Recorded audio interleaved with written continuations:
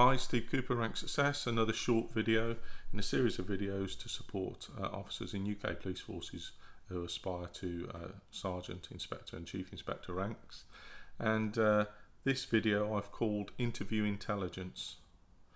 And the reason I've called it that really is because when I talk to people about an intelligence gathering approach to your interview opportunity or your selection process, they generally haven't thought about it that way. And what I mean by that is often people will be quite anxious about the fact they've got through a promotion application process or some other sifting process, so situational judgment test or assessment centre tests, and they're through. And if truth be told, they never really expected to get through, and they're through. And now they're full of energy and drive and motivation, enthusiasm and focus, and but there's still that anxiety there, that nervousness there, the mystery around promotion selection processes. What questions will I be asked? What kind of interview will it be? How will I perform? And all of that is good. It's all good thinking. It's all natural part of the process. So what I try and do is get people a bit motivated, a little bit more focused on the opportunity. So look ahead. When is it? Plan ahead, work backward from that date. Okay, now start intelligence gathering. And what do we mean by that? Well, we mean there's information that you haven't got that you would like, as much of it as possible, wherever you can get it from, to help you feel better about the opportunity ahead. So one of the things I generally do with people is say, when they say, "Oh, I'm nervous, I'm mystified, I'm worried, and I am a bit anxious about it." Okay, tell me what you know about it. Well, I know that it'll be at our headquarters, and I know that it'll be a few questions about the competency, the framework, and what else? And I know that one of my colleagues did it last year, and they asked certain questions. So okay, that's what you know now. So what do you need to know? A bit like investigative thinking. What do you know? What have you got? So what? Now what? And very much applying that thought process to gathering information ahead of a process. So what have you got? Well, I've got that. Okay.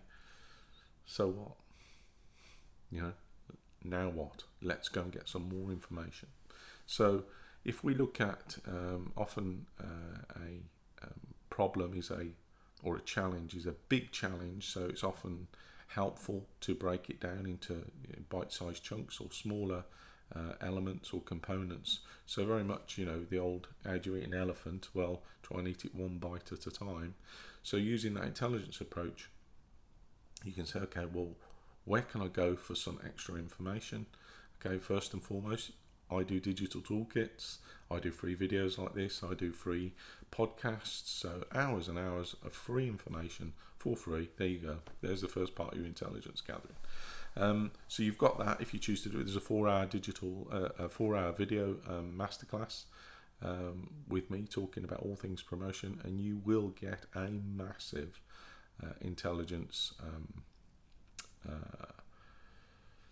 picture, if you like, from those products. So I commend them to you. I would do anyway, but to help you in terms of acquiring information that help and support you, those products are very useful, and you can go and use your valuable time in the most effective and efficient way by having a look at those products and downloading a bespoke digital toolkit, whether you're going for Sergeant or Inspector, Chief Inspector, and you'll be a quantum leap ahead of other people with that. You will have the key intelligence that you can then sit and work with and refine and distill and add your own and blend it with your own experience and evidence and examples. And that's a whole different picture than someone who's still at that time scratching away trying to put together what evidence they might have for a promotion selection process. So some of the questions you might want to ask yourself are, what kind of interview is it that I'm going to face? And generally it's a competency based interview, which means they're going to ask you questions about competencies in your competency framework, which is generally the CVF. That's not always the case. Your interview may be a strengths based interview. it could be a mix and match of those questions, because forces are always looking to experience, are always looking to kind of experiment with different experiences with candidates and feedbacks to try and get the best promotion selection process, because unsurprisingly there's a hell of a lot of feedback from people who are unhappy with promotion selection processes.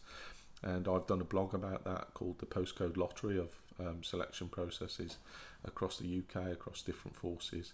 And again, those blogs are full of intelligence for you in terms of your preparation for a board. So, you know, what kind of interview is it? Okay, that's important, because it tells you what kind of questions you might get asked. So you're talking about, you know, give us an example of rear-facing questions. Tell us about a time when. Or forward-facing questions. As a newly promoted leader, how will you? Or in this situation, what would you do? So we're already starting to kind of build this intelligence picture in a meaningful way, in a steady way. And, you know, it was Sun Tzu that said intelligence, or the lack of it, determines the probability of success. And as I've said, alluded to before in previous videos, he's not talking about intelligence up here. He's talking about intelligence in relation to the enemy, and the enemy in this case is a promotion selection process. So applying Sun Tzu's principles to it, you know, before you engage and expect to win and prevail and succeed, find out everything you can about the enemy first. So this intelligence gathering approach, in the National Intelligence Model terminology, it's intelligence requirement.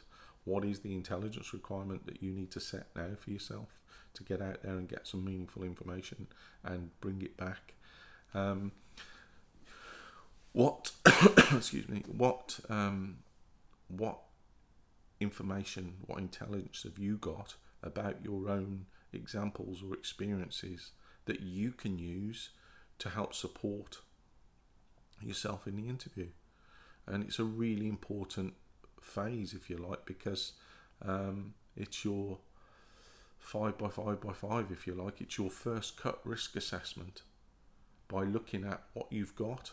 Is it the right information? How are you going to refine and distill that and bring it in? So what I mean by that is, you know, if you don't know what the questions are precisely that you're going to be asked, and you won't do, what you can do is just understand that there are the 6 competencies and the 4 values, and all you need to do is just prepare your evidence on imagining they've just said to you, give us your best evidence, your best example of the competency. We are analytical. Funnily enough, doing all this, you're actually employing that competency. You know, gather, verify, analyze, assess and check information. You're doing that now as part of your intelligence approach ahead of your promotion opportunity. So stage 1 of the NDM, if you like. And, you know, the next competency, you know, give us your best example of the competency, we are emotionally aware. Give us your best example of, and so on and so forth. When have you demonstrated integrity in the workplace? How do you demonstrate transparency when you're dealing with teams and people or partners? You can use these questions as part of intelligence gathering about yourself. How do you feel when you ask yourself those questions? Are you bankrupt of intelligence, if you like, of information, of examples? You might be on 1 or 2 of them, but if you really apply this intelligence gathering approach, you can really start focusing in. So what you need in your intelligence picture from all the things I've just talked about is, you know, what kind of interview are you facing? What information have you got about yourself, about your evidence that you can support and use yourself forward? And where else can you go apart from my digital toolkits that I've alluded to, and these videos, this big bank of videos on YouTube channel now, on Rank Success YouTube, all the blogs that I write on ranksuccess.co.uk, on policehour.co.uk. Just go to the top tab, and there's a tab around that says police promotion. There's a whole load of other intelligence there for you. But where else can you go? I mean, I've covered it in those videos. Peer assessments. Your force has its own bespoke picture, and it's one of the things I would encourage every candidate who's looking to get some meaningful timely, accurate and relevant intelligence. It might not be so timely now because with COVID you've had a bit of a delay in some of those processes, but generally timely, accurate and relevant information and intelligence about your force is available for you. Go wide, go big, go international. What's happening at the moment in terms of world events?